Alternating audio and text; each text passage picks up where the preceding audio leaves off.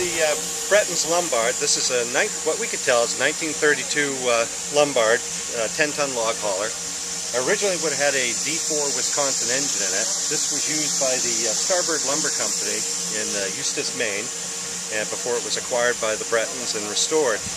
So typically these would have skis on the front, but as an option you could have wheels. In this case we got nice pneumatic tires, and some of the older ones you'll find that there'll be hard rubber tires.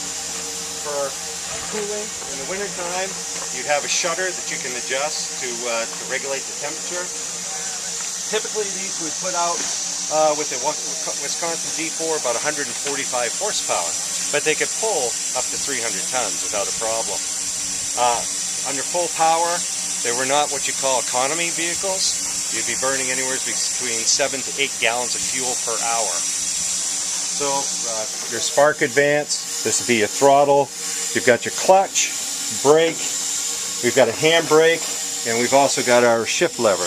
And we've got 3 speeds. Typically the top speed on these would be 12 miles an hour, and your lowest speed would be around 2.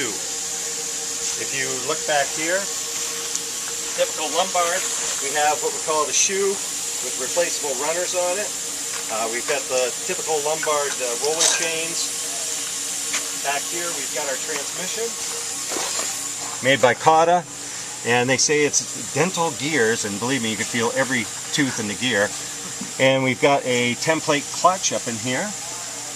We've got our brake, and then we've got a worm drive differential. That's the brake. 50-gallon fuel tank. Some of the tractors would have been equipped with 2 of them. Ed Lacroix, typically because of the distances his tractors were being run, they would have 2 60-gallon fuel tanks.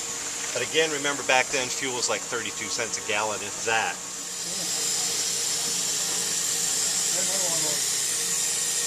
The steering uses chains that are pulled and released by a wind-up shaft.